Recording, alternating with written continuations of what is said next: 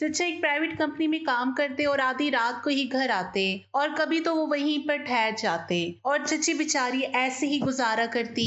एक दिन मैं अचानक से चची के कमरे में चला गया तो चची हाथ से ही अपनी अपने कमरे में खिड़कियां बंद करके आराम से बैठा हुआ था। मैं गलती से मैं अंदर से दरवाजे की कुंडी लगाना भूल गया था। उसी वक्त अचानक मेरी चची अंदर आ गई। सामने का नजारा देखकर वो फौरन भाग गई, लेकिन मैंने अपना काम रोकना सही नहीं समझा। जब मैं बाहर आया तो चची बोली, क्यों नासिर, अंदर क्या कर रहे थे? मैंने कहा, चची आपको तो पता है मेरे मुंह से आप क्या सुनना चाहती हैं। चची बोली, वो सब ठीक है, लेकिन तुम्हें अपना कमरा बंद नहीं करना चाहिए था। मैंने कहा, चची क्या पता था कि आप उसी वक्त कमरे में आ जाओगी, वैसे भी मैं कुछ गलत तो नहीं कर रहा था। चची बोली, वो बात नहीं, लेकिन फिर भी तुम्हें पता है ना, जब कोई ऐसे काम करता है और कोई देख लेता है तो उसका दिल भी वही सब करने को करता है। मैंने कहा, तो चची आप भी आ जाया करो। चची बोली, दिल तो मेरा भी बहुत कर रहा है, लेकिन तुम्हें तो पता है तुम्हारे चचा कई दिनों से घर से बाहर गए हुए हैं और मैं अकेली वो सब कैसे करूंगी। मैंने कहा, चची अगर आप बुरा ना माने तो मैं आपकी मदद कर दूंगा, मैं आपके साथ वो सब काम कर सकता हूँ। चची बोली, तेरा दिमाग खराब है। इससे पहले कि चची और कुछ बोल पाती मैं फौरन वहां से भाग गया। वैसे भी तो मैं अपनी चची के साथ बहुत पहले से वो काम करना चाहता था, लेकिन हाँ कहने की हिम्मत नहीं हो रही थी। आज चची ने मुझे देख लिया था तो आज वो बात कहने को सही वक्त आ गया था और माहौल भी, इसलिए मैंने वो बात कह दी। इससे मुझे एक बात पता चली कि बात कहने का भी एक सही वक्त आता है। उस वक्त बात कर लेनी चाहिए जिस वक्त आपकी बात पूरी होने के बहुत चांसेस होते हैं। एक दिन चचा और चची छुपकर काम कर रहे थे। मैंने ये सब करते हुए देख रहा था। मैंने कुछ देर खड़े होकर देखा, फिर सामने फेस टू फेस एक फिल्म चल रही थी। मुझे चचा चची को देखकर बहुत मजा आ रहा था। चचा अपनी सारी जान लगाकर काम कर रहा था। उस वक्त मेरी शादी नहीं हुई थी, मैं 20 साल का था और मेरी चची बहुत खूबसूरत थी। वह हमेशा मेरे साथ मजाक करती रहती थी। चची और मेरे दरमियान एक अच्छी दोस्ती वाला रिश्ता था। जब चची हमारे घर में नई नई आई थी तो उनमें बहुत गरूर था और गुरूर होना भी चाहिए था, क्योंकि वो किसी से कम नहीं थी। चची कद काट की काफी थी, उनकी आंखें गोल और भरी भरी थी। जब वो एक साथ मेरी तरफ देखती तो मेरा सीना चीर कर रख देती थी। जब मैं कोई बात करता तो वो मुंह टेढ़ा कर लेती। तब से मैं समझ गया था कि चची में खूबसूरती का गुरूर भरा हुआ है। चचा एक कंपनी में काम करते थे। जहां वो काम करते थे वो हमारे घर से काफी किलोमीटर दूर था। उन्हें वापस आते वक्त आधी रात हो जाती थी।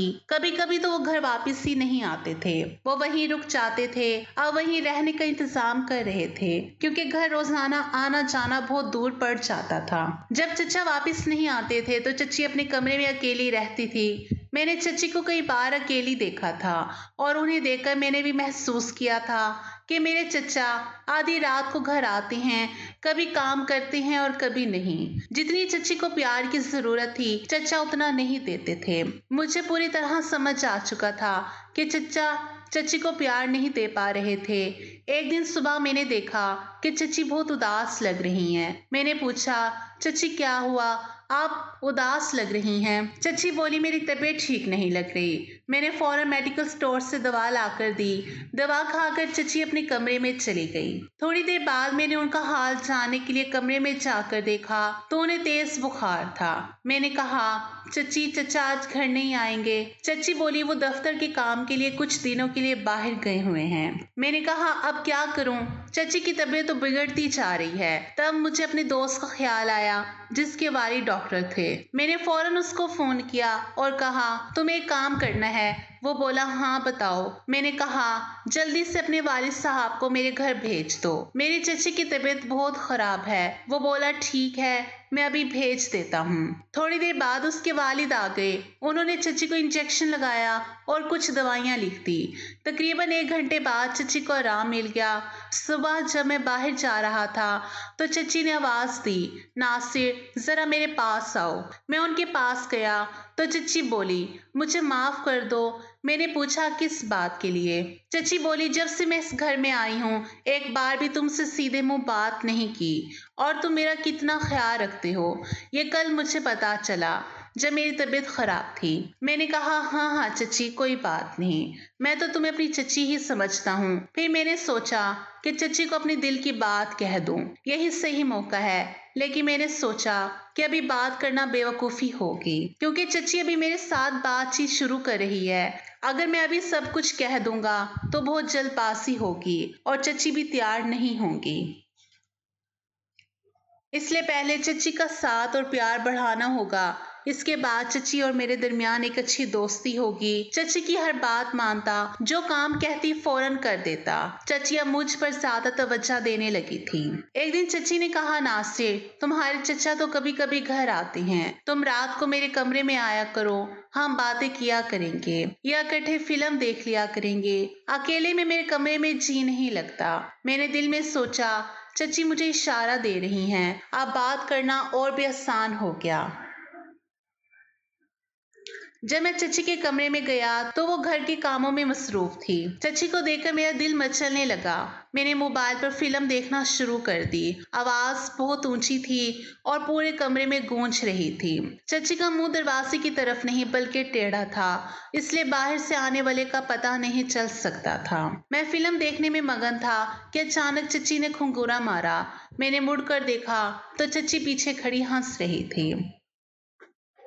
मैंने फौरन फिल्म बंद कर दी और घबरा गया। चची ने मेरा कान पकड़कर कहा, क्यों, अब क्यों बंद कर दी, डर गए?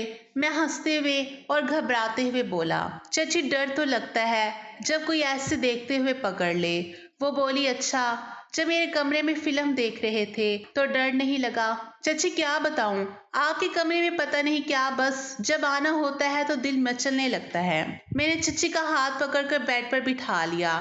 बुरा तो नहीं मानोगी चची? चची ने कहा, तो कुछ भी कह ले, अब मैं बुरा नहीं मानूंगी।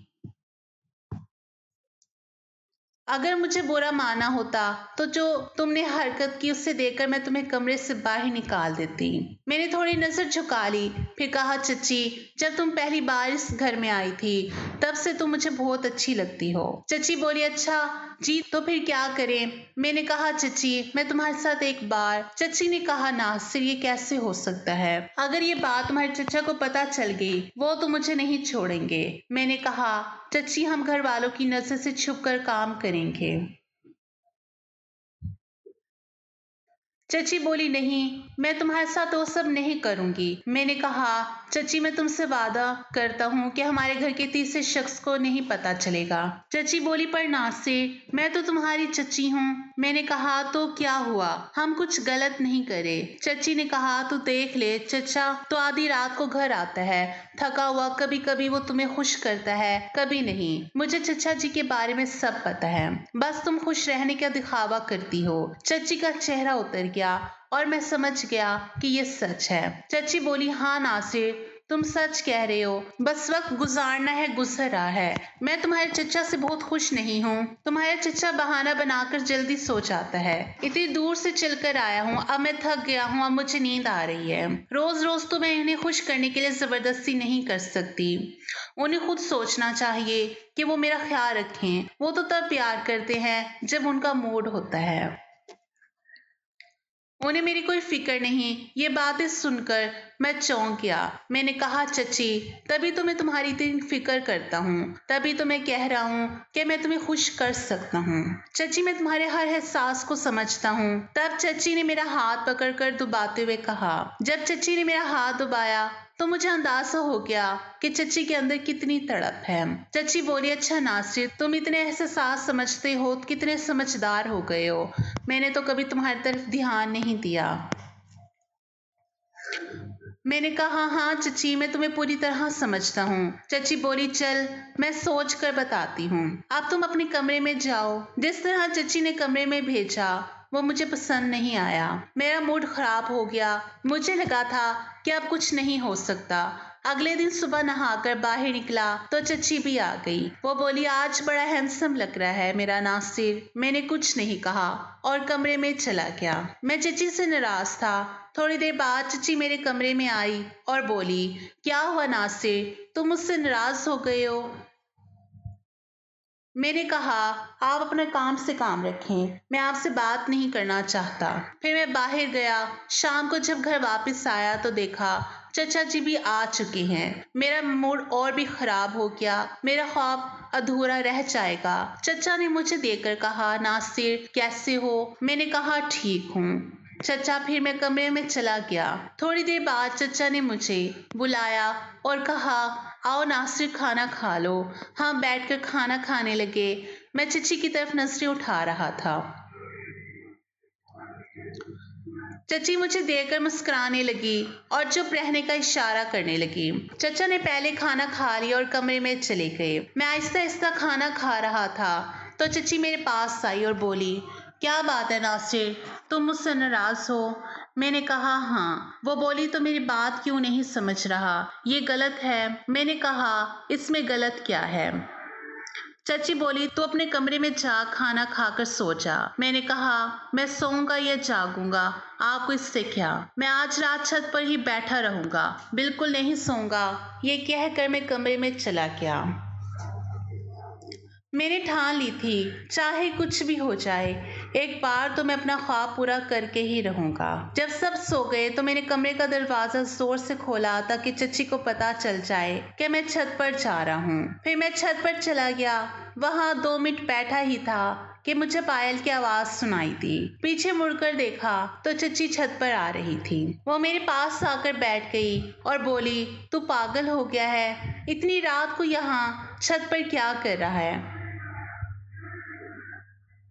मैंने कहा, मेरी मर्जी, मैं वही करूंगा जो चाहूंगा, आप नीचे जाएं। चची ने मेरा हाथ पकड़कर अपने हाथों में लिया और बोली, नासिर, अंदर से तो मैं भी तेरा साथ चाहती हूँ, पर हम वो काम नहीं करेंगे। ये हम दोनों के लिए अच्छा नहीं होगा, क्योंकि जो काम तू मेरे साथ करना चाहता है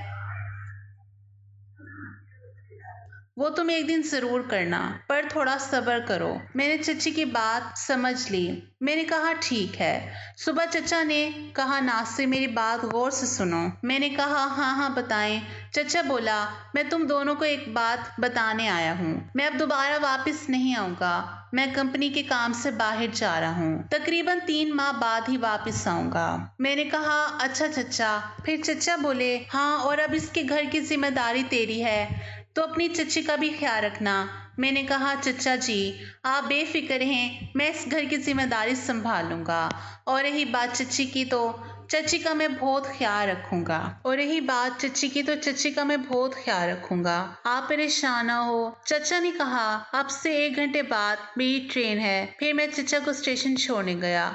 जब घर वापस आया, चची का मूड बिगड़ा हुआ था। चची रो रही थी। मैंने कहा, चची क्या हुआ, आप क्यों रो रही हैं? चची बोली, रो नहीं तो और क्या करूं? तेरा चचा पहले भी कई दिनों बाद आता था और अब तो सीधे 3 माह के लिए चला गया है। ये कहकर वो और भी रोने लगी। मैंने चची को बिस्तर पर बिठाकर कहा, चची कोई बात नहीं, चचा को अपने काम पर जाना ही था और मैं तो हूँ तुम्हारे साथ तुम्हारी देखभाल के लिए। ये कहते ही चची ने मुझे गले लगा लिया और उसके बाद तो बगैर कुछ कहे चची ने मेरी शुरुआत कर दी। इससे आगे की बात तो बढ़ गई क्योंकि चची अब बहुत दुखी थी और पूरी तरह तैयार हो चुकी थी। उन्होंने बगैर कुछ देखे सारा प्यार मुझे दे दिया। फिर मैं भी पीछे नहीं हटा। चचा जो चची को अधूरा छोड़ देते थे, मैं आज वो कमी कर रहा था। मैंने सारी रात चची की पूरी खिदमत की। रात के तकरीबन 2 बज गए होंगे, तब जाकर हम दोनों सो गए। अगले दिन जब चची उठी तो उनके चेहरे से साफ पता चल रहा था कि चची खुश हैं। इसके बाद चची ने मेरा हाथ पकड़कर कहा, शुक्रिया नासिर, जो खुशी तूने मुझे दी है इसके लिए मैं पता नहीं कब से तरस रही थी। मैंने कहा, चची, आप तो मेरी बात ही नहीं मान रही थी। देखो, आज आपके चेहरे की खुशी बता रही है कि आप अंदर से कितनी खुश हैं। इसके बाद चची ने मुझे गले लगाकर शुक्रिया किया। उस दिन के बाद मैंने चची के कमरे में ही सोना शुरू कर दिया।